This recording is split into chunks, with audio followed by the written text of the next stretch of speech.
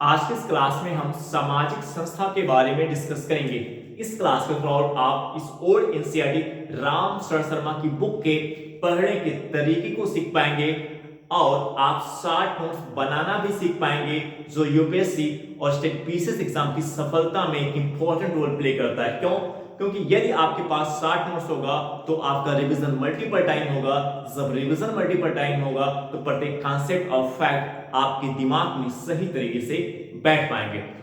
Starting में जब आप प्रिपरेशन करते हैं, तैयारी करते हैं, तो आपका जो सोर्स है वो मल्टीपल सोर्स हो जाता है। लेकिन उस मल्टीपल सोर्स को आपको सिंगल सोर्स में कन्वर्ट करना चाहिए और उस सिंगल सोर्स को आपको शॉर्ट नोट्स में कन्वर्ट करना चाहिए, क्योंकि शॉर्ट नोट्स के थ्रू आप मल्टीपल टाइम रिवीजन कर पाते हैं और मल्टीपल टाइम रिवीजन के थ्रू आपके कॉन्सेप्ट और फैक्ट जो होते हैं सही तरीके से वो आपके दिमाग में बैठ जाते हैं, जो आपकी सफलता को सुनिश्चित करते हैं। आज का जो फोकस पॉइंट है वो है सामाजिक संस्था। यदि हम उत्तर वैदिक काल में सामाजिक संस्था के अंतर्गत देखें तो उत्तर वैदिक काल में हमें वर्ण व्यवस्था की शुरुआत देखने को मिलती है। इस वर्ण व्यवस्था के अनुसार उत्तर वैदिक काल का समाज 4 वर्णों में विभाजित था: ब्राह्मण, क्षत्रिय, वैश्य और शूद्र। ब्राह्मण इस वर्ण व्यवस्था के अंतर्गत ब्राह्मण का उदय एक आश्चर्यजनक विकास माना जाता है। इस वर्ण व्यवस्था के अंतर्गत ब्राह्मण का उदय एक आश्चर्यजनक विकास माना जाता था। क्यों? क्योंकि भारत से बाहर जो आर्य लोग थे वहां पे हमें ऐसा देखने को नहीं मिलता।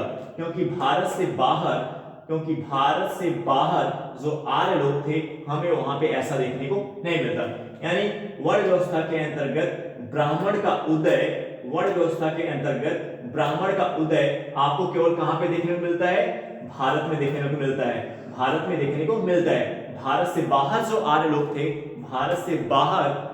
लोग थे वहां पे आपको ऐसा देखने को नहीं मिलता है। मोस्ट इंपॉर्टेंट एंगल है यूपीएससी और स्टेट पीसीएस एग्जाम में क्वेश्चंस बनने का। यदि हम बात करें ब्राह्मण और क्षत्रिय की, तो इन ब्राह्मण और क्षत्रियों के बीच हमें तनाव और संघर्ष भी देखने को मिलता है। किस लिए? सर्वश्रेष्ठता स्थापित करने के लिए। इन ब्राह्मण और क्षत्रियों के बीच हमें तनाव और संघर्ष भी देखने को मिलता है। किस लिए? सर्वश्रेष्ठता स्थापित करने के लिए। लेकिन जब इन ब्राह्मण और क्षत्रियों का तनाव वैश्य और शूद्र के साथ होता था तो जो ब्राह्मण है और क्षत्रिय है ये एकजुट हो जाते थे।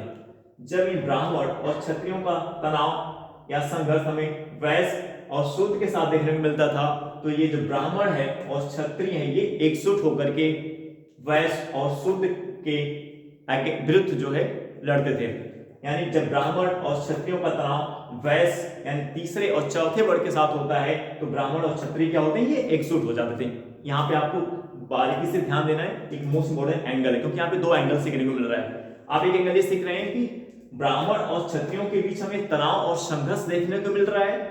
किस लिए? सर्वश्रेष्ठता स्थापित करने के लिए। लेकिन जब इन ब्राह्मण और क्षत्रियों का तनाव वैश्य शूद्र के साथ हो रहा है तो ये ब्राह्मण और क्षत्रिय क्या है? एकजुट हो जा रहे हैं। ठीक है, ये ब्राह्मण और क्षत्रिय एकजुट हो जा रहे हैं। यदि हम वैश्य की बात करें तो इस वैश्य में आम लोग आते हैं। इस आम लोग में कौन आते हैं? कृषक, पशुपालन करने वाले, कारीगर कौन होता है? जैसे रथ बनाने वाला, मिट्टी के बर्तन बनाने वाला, तांबे की वस्तुएं बनाने वाला, लकड़ी के हल बनाने वाला, ये कौन होता है? कारीगर होता है। तो इस आम लोग में कृषक हैं, पशुपालन है, कारीगर आते हैं। और उत्तर वैदिक काल के अंत तक ये जो वैश्य है ये किससे संबंधित हो गए? व्यापार से संबंधित हो गए। उत्तर वैदिक काल के अंत तक हमें क्या देखने को मिलता है? उत्तर वैदिक काल के अंत तक हमें यह देखने को मिलता है कि जो वैश्य लोग थे किससे संबंधित हो गए? व्यापार से संबंधित हो गए। कर का जो भुगतान है राजा को कर का भुगतान कौन करता है? वैश्य लोग करते थे। राजा को कर का भुगतान कौन करता है? वैश्य लोग करते थे। वैश्य को राजा के अधीन करने के लिए हमें यज्ञ या धार्मिक अनुष्ठान भी देखने को मिलता है, जिसमें ब्राह्मण जो है इस यज्ञ में, इस अनुष्ठान में जो ब्राह्मण है वो राजा की क्या करता है? सहायता करता है।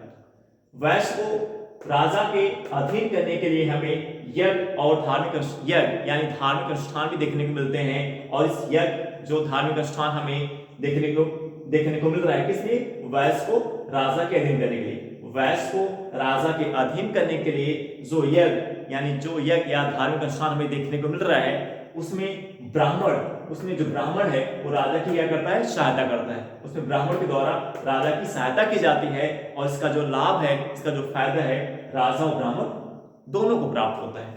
इस कर से जो लाभ जो कर ये राजा जो वैश्य से जो कर की प्राप्ति कर रहा है, इस कर की प्राप्ति से क्षत्रिय को भी लाभ होता था और किसको? ब्राह्मण को भी लाभ होता था। यहाँ पे मोस्ट इंपॉर्टेंट एंगल है उपनयन। उत्तर वैदिक काल के यदि हम सामाजिक स्तर पर देखें, उत्तर वैदिक काल के यदि हम सामाजिक स्तर पर देखें तो हमें यह देखने को मिलता है कि जो ब्राह्मण है, ब्राह्मण क्षत्रिय और वैश्य को उपनयन का अधिकार था। ब्राह्मण क्षत्रिय और वैश्य को उपनयन का अधिकार था। उपनयन क्या होता है? जनेऊ धारण करने का अधिकार। जनेऊ धारण करने का अधिकार। ब्राह्मण क्षत्रिय और वैश्य को उपनयन का अधिकार प्राप्त था, यानी जनेऊ धारण करने का अधिकार प्राप्त था। जनेऊ क्या होता है? पवित्र धागा होता है। जनेऊ क्या होता है? पवित्र धागा होता है। तो आपने क्या सीखा कि ब्राह्मण क्षत्रिय और वैश्य को उपनयन यानी जनेऊ धारण करने का अधिकार होता था। जनेऊ क्या होता है? पवित्र धागा होता है।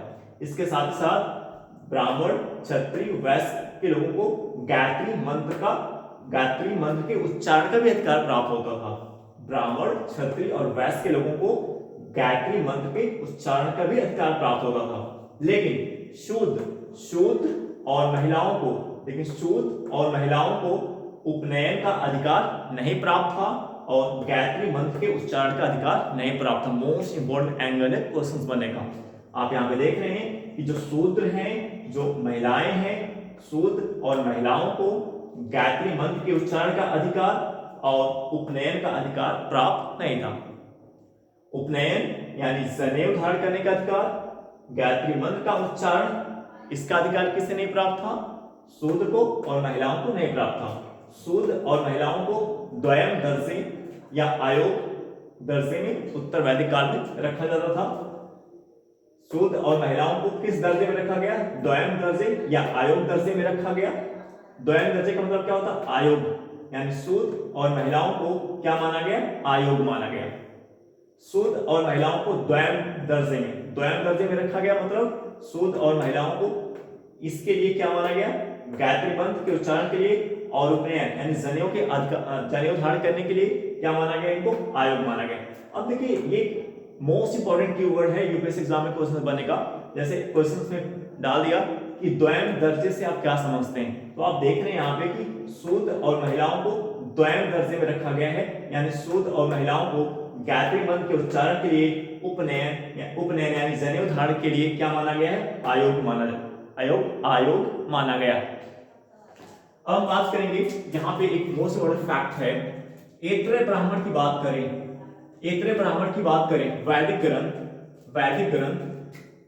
वैदिक ग्रंथ यदि हम ऐत्रेय ब्राह्मण की बात करें तो ऐत्रेय ब्राह्मण में हमें क्या देखने को मिलता है? यदि हम वैदिक ग्रंथ ऐत्रेय ब्राह्मण में देखें तो जो ब्राह्मण है वो जीवन यापन और उपहार का अधिकार, जो ब्राह्मण है वो जीवन यापन और उपहार की प्राप्ति की अपेक्षा किसे कर सकता है?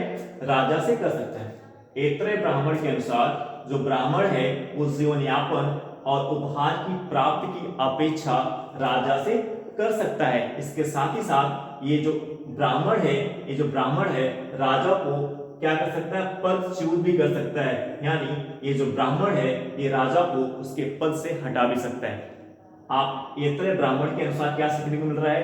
ऐत्रेय ब्राह्मण के अनुसार ब्राह्मण जीवन यापन उपहार की अपेक्षा राजा से कर सकता था। इसके साथ ही साथ ये जो ब्राह्मण है राजा को पदच्युत भी कर सकता है, मतलब ये ब्राह्मण जो है राजा को उसके पद से हटा भी सकता था। अब एक पॉइंट यहाँ पे यदि हम शूद्र की बात करें तो जो शूद्र जो शूद्र है ये दूसरों का दास भी होता था।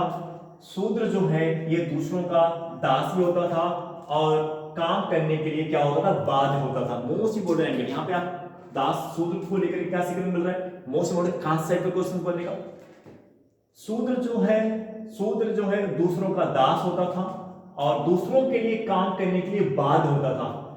ये जो शूद्र दूसरों का दास मतलब ब्राह्मण, क्षत्रिय और वैश्य का दास होता था। ये जो शूद्र है ये दूसरों का दास होता था, मतलब किसका, ब्राह्मण का, क्षत्रिय का और वैश्य का। और इनके लिए काम करने के लिए बाध्य भी होता था। यानी ये जो दास है, ये जो शूद्र है जो दूसरों का दास होता था, मतलब किसका दास, ब्राह्मण, क्षत्रिय और वैश्य का।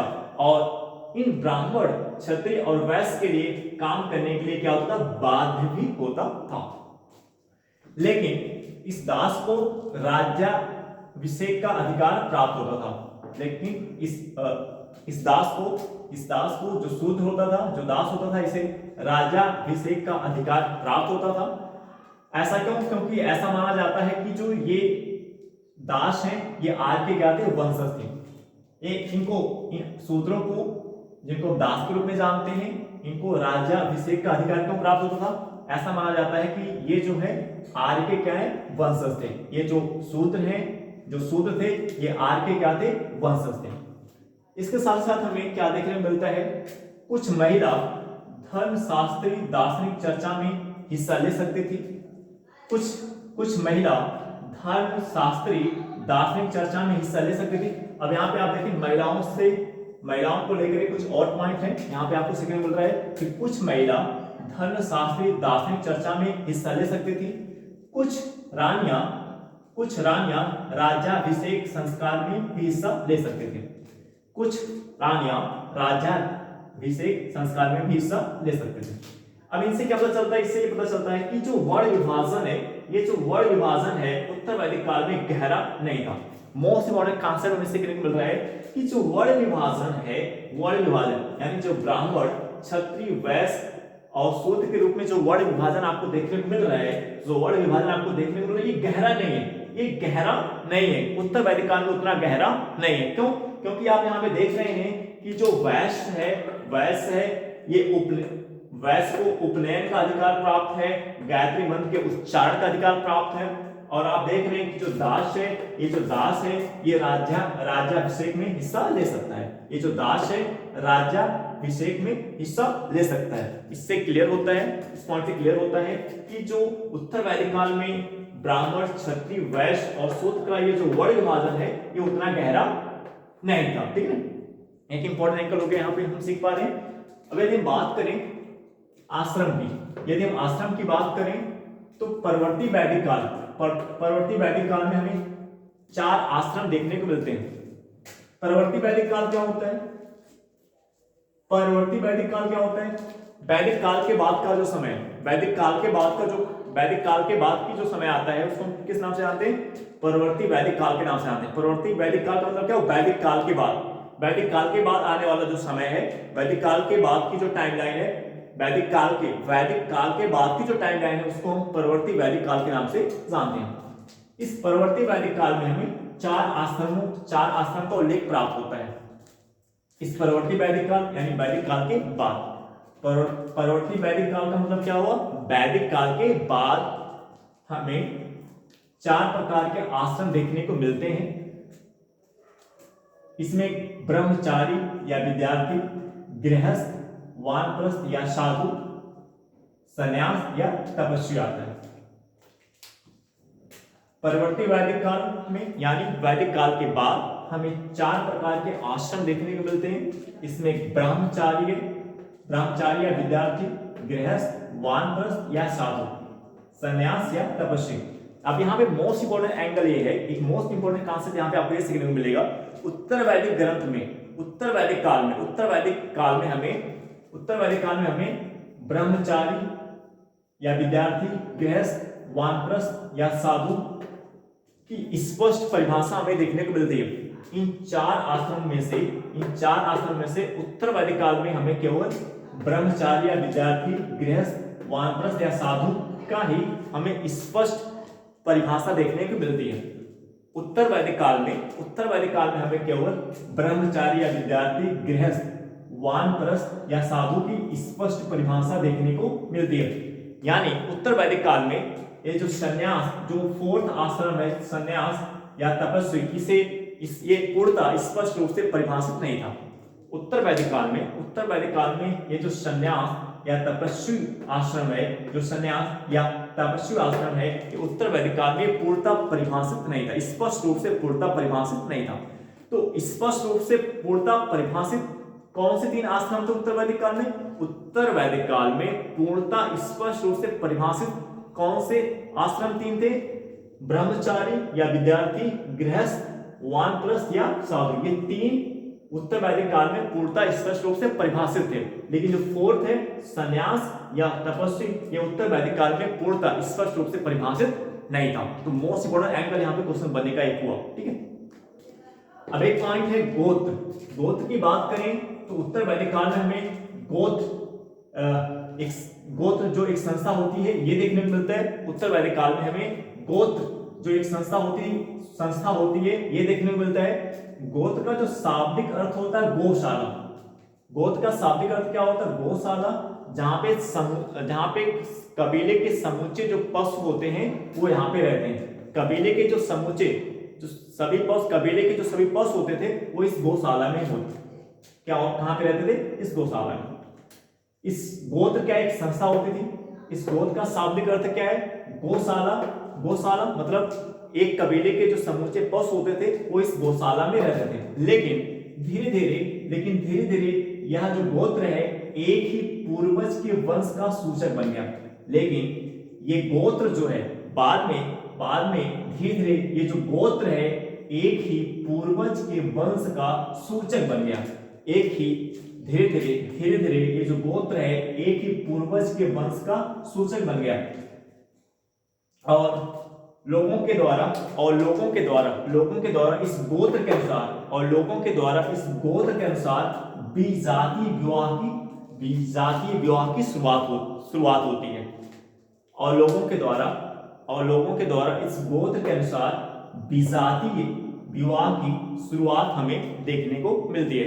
विजातीय विवाह क्या होता है? इस विजातीय विवाह के अनुसार एक ही गोत्र के बीच विवाह नहीं हो सकता। इस विजातीय विवाह का मतलब क्या हुआ? इस विजातीय विवाह के अनुसार एक ही गोत्र के बीच विवाह नहीं हो सकते थे। यानी जो विवाह होगा वो अलग अलग गोत्रों के बीच होगा, एक ही गोत्र के बीच, यानी एक ही पूर्वज के वंशज के बीच विवाह नहीं हो सकता।